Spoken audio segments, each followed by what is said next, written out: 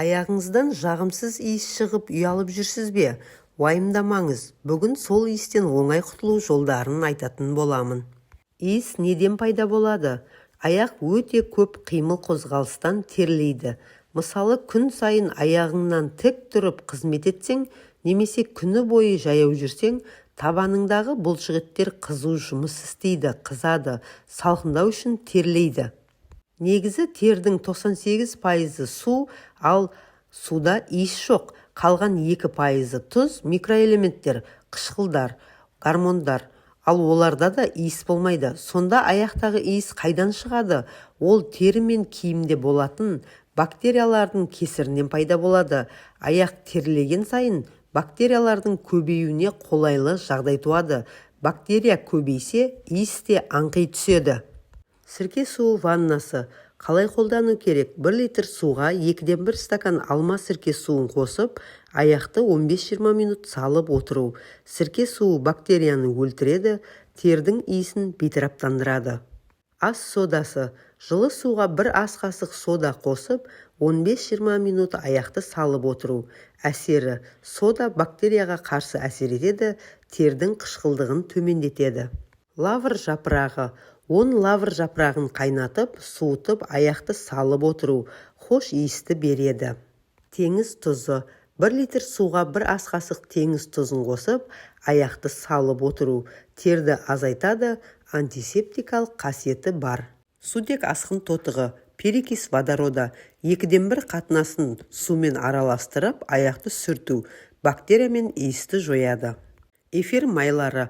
Аяққа 1-2 тамшы тамызып, массаж жасау. Аяқ терлеуге қарсы тағы да қосымша кеңестер. Аяқты жуу. Бәрі білетін тәсіл.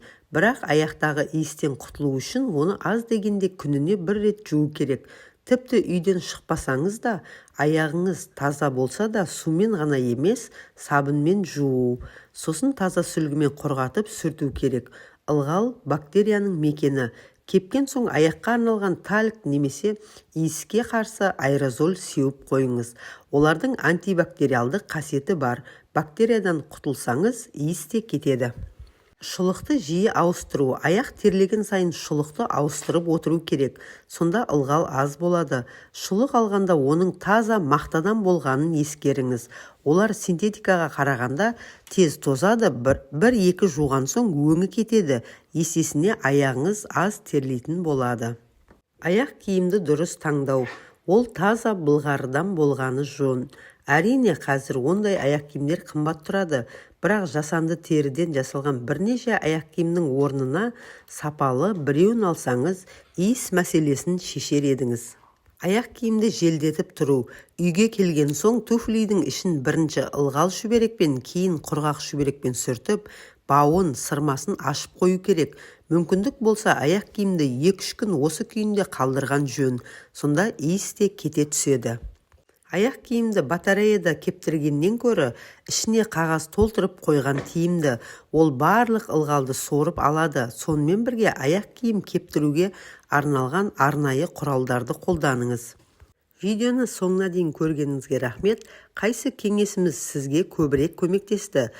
Пікір жазып, лайк басуды ұмытпаңыз. Арнаға тіркелмеген болсаңыз, тіркеліп қойыңыз. Деніңіз сау болсын.